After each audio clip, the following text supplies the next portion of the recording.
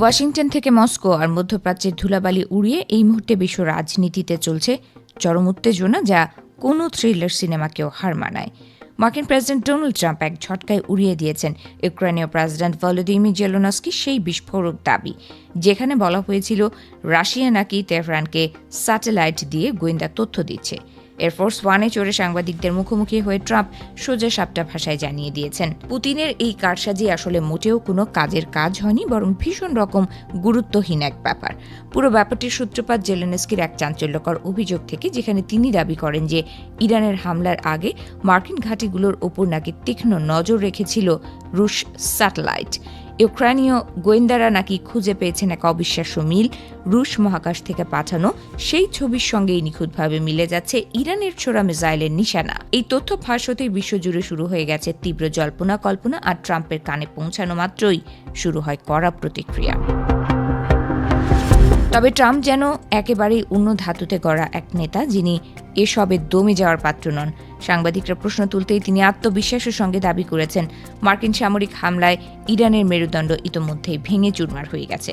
ট্রাম্পের মতে পুতিন যদি তেহরানকে বিন্দুমাত্র সাহায্য করেও থাকে, তাতে মোটেও কোনো লাভ হয়নি, কারণ ইরানের এখন না আছে কোনো শক্তিশালী সেনাবাহিনী, না আছে কোনো কার্যকর বিমান বাহিনী বা নৌবাহিনী। নিজের কথার পক্ষে যুক্তি দিয়ে ট্রাম্প টেনে এনেছেন ভেনেজুয়েলার পুরনো ইতিহাসও, যেখানে সারা দেশ ভরা ছিল রাশিয়ার সমরাস্ত্রে, কিন্তু কাজের বেলায় তার ফলাফল ছিল শূন্যের কোঠায়। ঠিক তেমনি বর্তমান সংঘাতেও রাশিয়ার সহায়তা পুরোপুরি ব্যর্থ হয়েছে বলে সাফ জানিয়ে দিয়েছেন মার্কিন প্রেসিডেন্ট। তিনি স্পষ্ট ভাষায় ঘোষণা করেছেন, যদি সামান্য কিছু সাহায্য থেকেও থাকে, তবে তা এতটাই নগণ্য যে বিশ্ব রাজনীতিতে তার কোনো প্রভাবই পড়ার কথা নয়।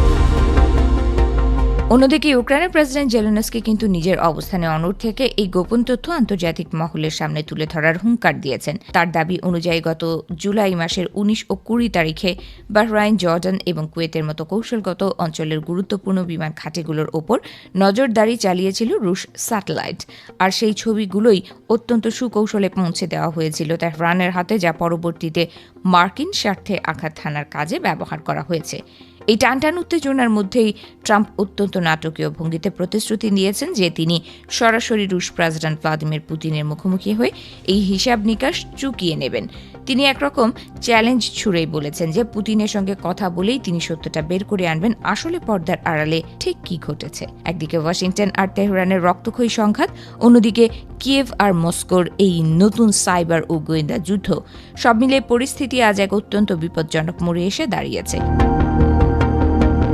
বিশ্বের পরাশক্তিগুলোর এই শীতল লড়াইয়ের মধ্যে সাধারণ মানুষের চোখ এখন আটকে আছে পরবর্তী কোন চালের দিকে।